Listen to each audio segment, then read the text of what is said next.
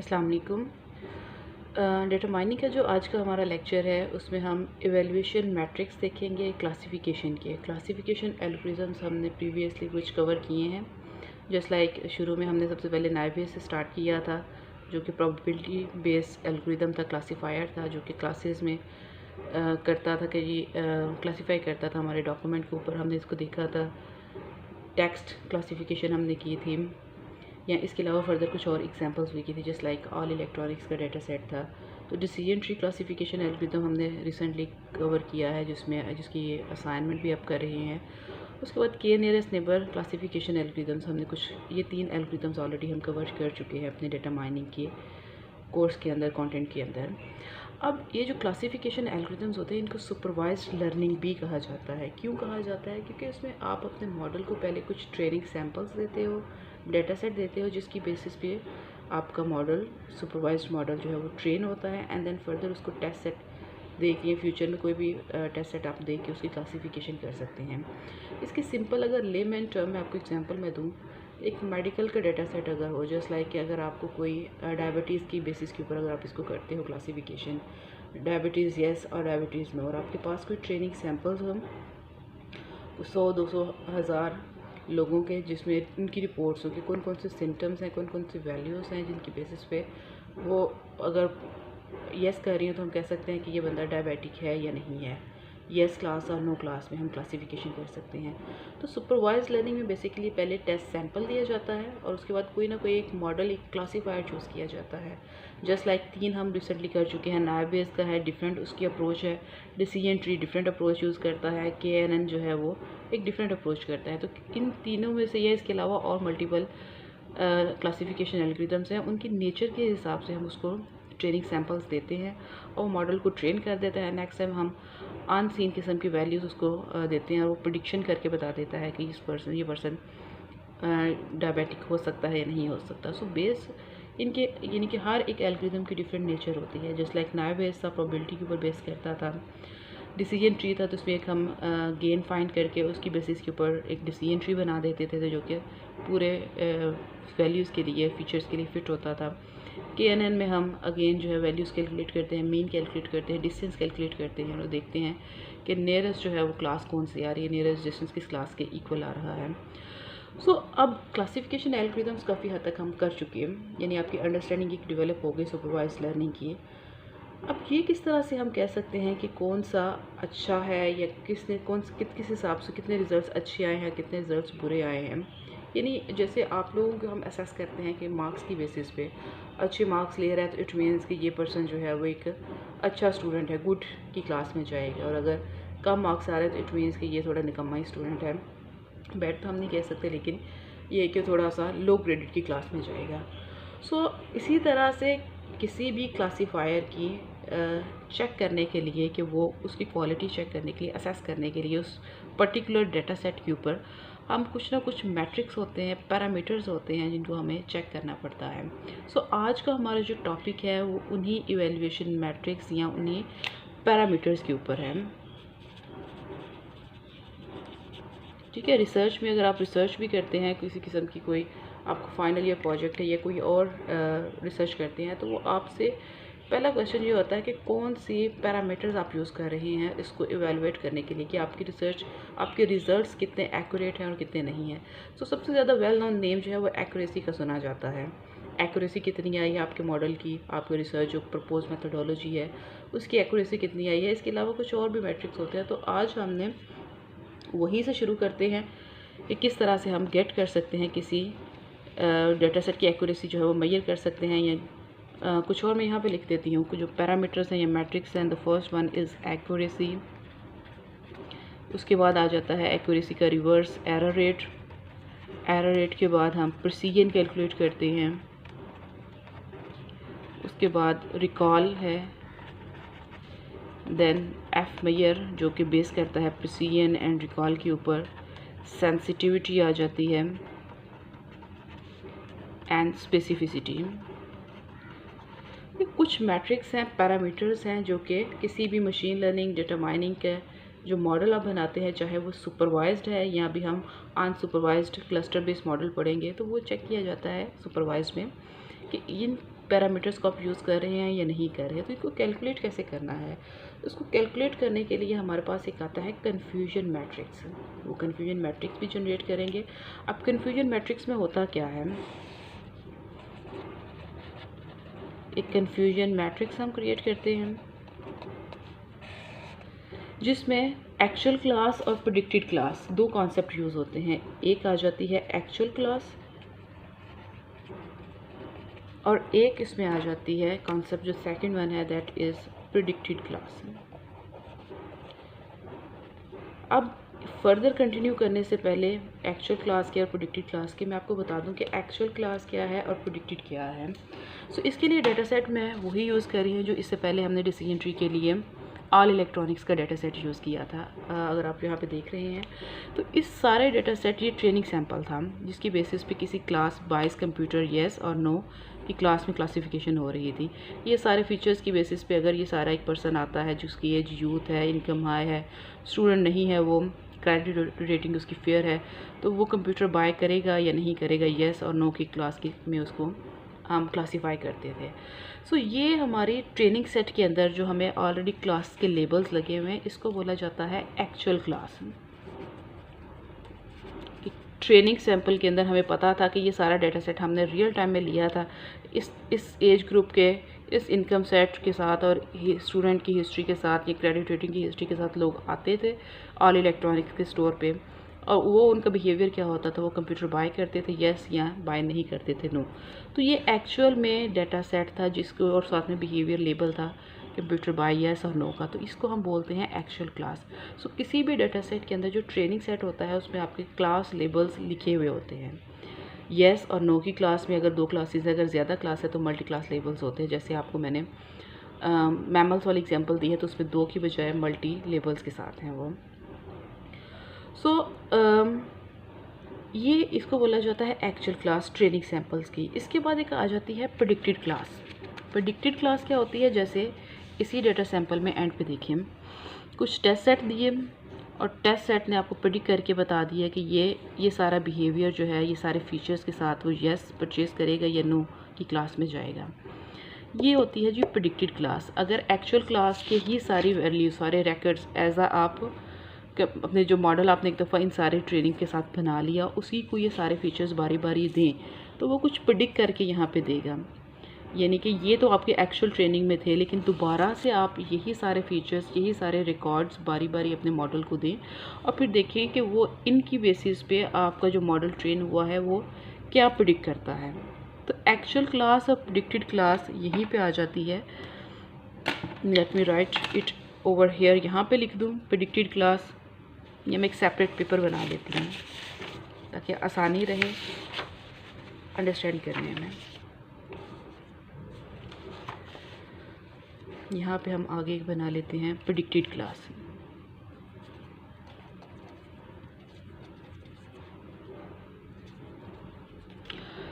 Alright जी, nature इसकी behaviour इस तरह से है कि एक दफ़ा इन सारी वैल्यूज़ के साथ आपने अपने मॉडल को ट्रेन कर लिया, चाहे आप नाइबेस यूज़ कर लें, चाहे आप डिसीजन ट्री बना लें या आप KNN के थ्रू इसको कर लें। एक दफ़ा आप मॉडल बना लिया तो फिर एक्चुअल में जो ट्रेनिंग सैंपल ने लेबल किया हुआ था वो ना दें, यानी इसको अगर हम स्किप कर दें, ये ना दें, बल्कि ये फीचर दें youth, income high, student no, credit rating fair. तो फिर देखिए कि आपका मॉडल क्या प्रेडिक्ट करता है। सो लेट्स सपोज कि आपका मॉडल यहाँ पे उसको नो क्लास में ही क्लासीफाई करता है, फर्स्ट वन को। सेकंड आप देते हैं तो सेकंड उसको आपके मॉडल के अकॉर्डिंग उसकी प्रेडिक्शन येस आ जाती है। अभी हमें नहीं पता कि हमारी एक्चुअल क्लास में इसके लेबल्स क्या थे। थर्ड सैंपल अगर हम देते हैं, थर्ड सैंपल उसको येस में प्रेडिक्ट कर देता है। फोर्थ सैंपल हम देते हैं तो फोर्थ उसको नो में प्रेडिक्शन कर देता है। ये इसको मैं लाइंस के साथ सेपरेट कर लेती हूँ ताकि देखने में आसानी रहे। नेक्स्ट अगर हम देखें फिफ्थ को वो येस क्लास में प्रेडिक्ट करता है। आपका मॉडल जो आपने इस ट्रेनिंग सैंपल के बेसिस पे बनाया था उसकी प्रेडिक्शन है। सो एक एक्चुअल क्लास और एक प्रेडिक्टेड क्लास जो कि मॉडल जो आपने ट्रेन किया था, ट्रेंड मॉडल बाय योरसेल्फ, वो इसको प्रेडिक्ट कर रहा है, वो प्रेडिक्टेड क्लास होगी। ठीक, नेक्स्ट वन येस। सेवन्थ जो है वो उसको नो में प्रेडिक्ट करता है। एट्थ को वो नो में करता है। नाइन्थ को वो यस में करता है। 10 को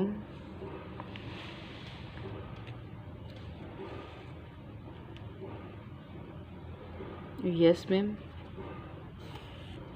ठीक, उसके बाद नो, यस, नो। ठीक है जी। सो ये 14 लेबल्स थे हमारे पास, actual class and predicted class, यानी कि हमने मॉडल का वैल्यूज़ मैंने कुछ ले ली कि प्रेडिक्टेड क्लास में ये हो सकते हैं। अब हमारा कन्फ्यूजन मैट्रिक्स कैसे बनेगा? कन्फ्यूजन मैट्रिक्स इस तरह से बनेगा कि हम एक्चुअल और प्रेडिक्टेड क्लास को कंपेयर कर लेंगे।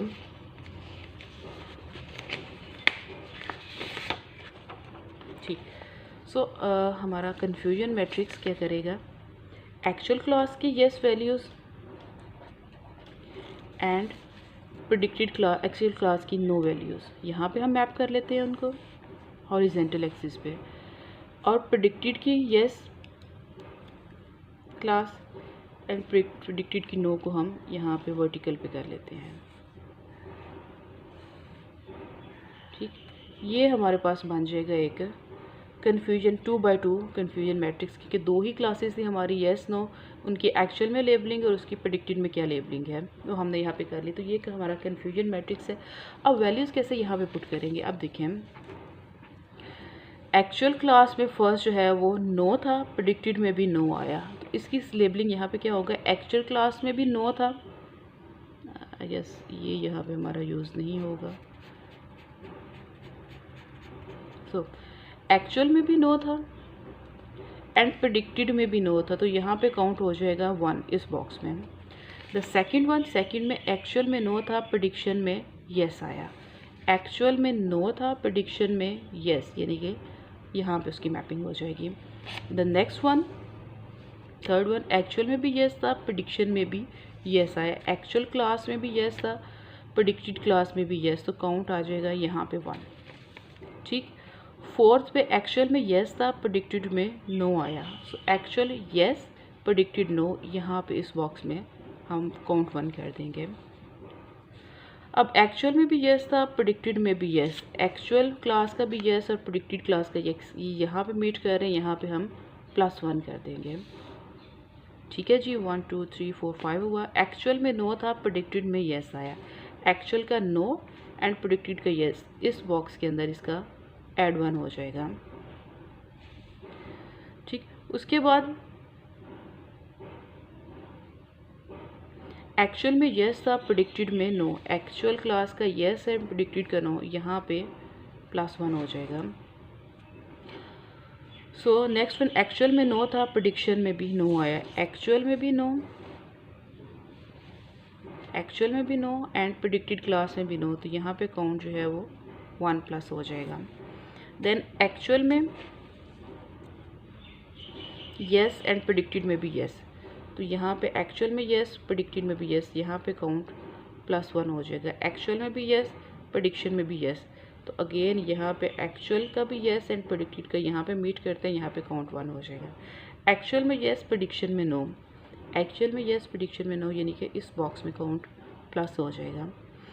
एक्चुअल में भी येस, प्रेडिक्शन में भी येस, यहाँ पे काउंट +1 एक और हो गया। एक्चुअल में येस एंड लास्ट प्रेडिक्शन में नो, एक्चुअल में येस, प्रेडिक्शन में नो, इसमें तो ये टोटल जो हमारा कन्फ्यूजन मैट्रिक्स होगा वो इस तरह से बनेगा। अब इसको हम नीट करके लिख लेते हैं दोबारा से। एक्चुअल प्रेडिक्टेड क्लास हमारी ऊपर आ जाएगी हॉरिजेंटल एक्सिस पे, प्रेडिक्टेड क्लास का येस एंड प्रेडिक्टेड क्लास का नो। ये येस और नो वो क्लास लेबल है जो हमारे ट्रेनिंग सैम्पल्स के अंदर, ये टेस्ट सैम्पल के अंदर थे। और इसी तरह से एक्चुअल क्लास की हम वर्टिकल यहाँ पे लेबलिंग कर लेते हैं, एक्चुअल का येस, एक्चुअल क्लास का नो।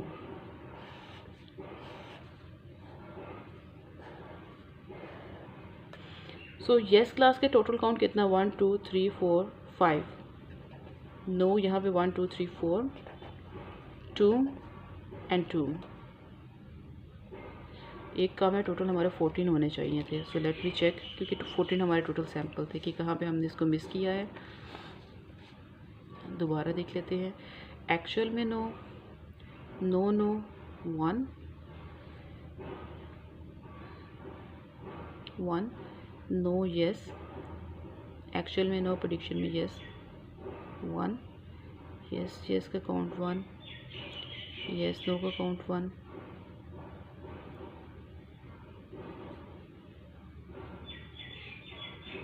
ठीक है। यस यस का हमारा काउंट 5 पूरा है। यस एंड नो, एक्चुअल में यस, प्रेडिक्शन में नो 1 2 3 4, ये भी काउंट हमारा पूरा है। एक्चुअल में नो, प्रेडिक्शन में यस, एक्चुअल में नो, प्रेडिक्शन में यस 1 2। अच्छा, यहाँ पे हमने एक वैसे ही मिस किया था। एक्चुअल में नो और प्रेडिक्शन में भी अगर हमारा नो ही आ जाता है तो एक्चुअल में नो, प्रेडिक्शन में भी नो, यहाँ पे काउंट जो है वो 3 होगा। 14 सैंपल हमारे कन्फ्यूजन मैट्रिक्स के अंदर इस तरह से आ जाएंगे, प्रेडिक्टेड क्लास, एक्चुअल क्लास। ठीक, एक दफ़ा अगर आपने अपने 2x2 क्लास का 2x2 कन्फ्यूजन मैट्रिक्स बना लिया, तो अब आपको मैं कन्फ्यूजन मैट्रिक्स की टर्मिनोलॉजी बता दूँ।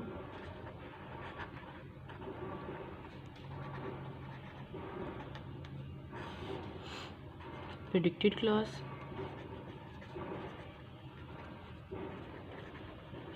Actual class.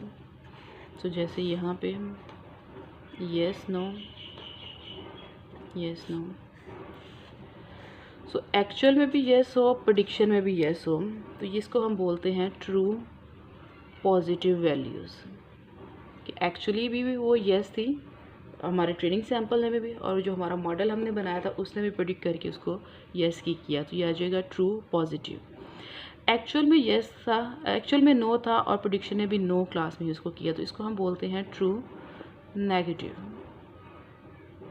True positive, actual में यस, प्रेडिक्शन ने भी उसको यस किया। ट्रू नेगेटिव होता है कि एक्चुअल में भी नो था, प्रेडिक्शन में भी नो था। एक एग्जांपल ऐसे दूंगी कि एक्चुअल में भी पर्सन को जो है वो डायबिटिक था वो, और प्रेडिक्शन ने भी हमारा जो लेबॉर्ट्री का टेस्ट आया, जो मॉडल बनाया, उसने भी उसको यस ही कहा कि इसको ये पर्सन जो है वो डायबिटिक है।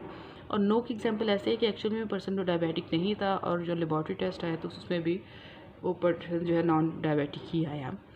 लेकिन अगर एक्चुअल में वो ना हो, नो हो, और लेकिन प्रेडिक्शन उसको यस करते हैं, यानी कि एक्चुअल में वो डायबिटिक ना हो लेकिन प्रेडिक्शन उसको कहे कि ये पर्सन जो है फॉल्सली, तो उसको हम बोलते हैं फॉल्स पॉजिटिव।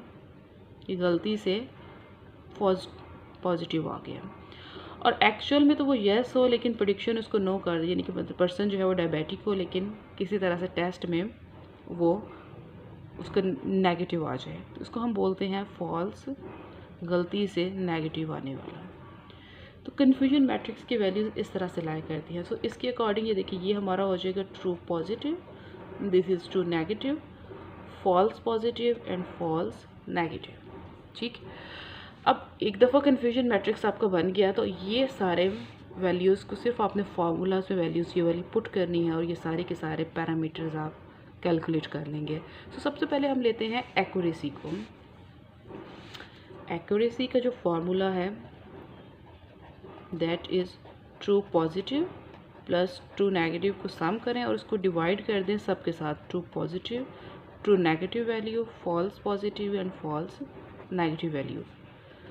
सो ट्रू पॉजिटिव हमारी क्या आई है, true positive is 5, true negative कितनी है 3, divided by true positive 5, true negative 3, false positive 2 and false negative is 4।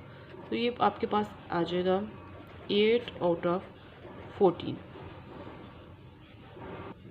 which is approximately equals to 0.57, या अगर इसको हम परसेंटेज में कहें तो 57% एक्यूरेसी आ गई इस मॉडल की according to actual and prediction class की 2x2 मैट्रिक्स की। तो एक्यूरेसी का फार्मूला सिंपल, फार्मूला में आपने ये वैल्यूज़ पुट करनी है और आपकी एक्यूरेसी जो है वो कैलकुलेट हो जाएगी। लाइकवाइज एरर रेट जो है वो एरर रेट रिवर्स होता है एक्यूरेसी का।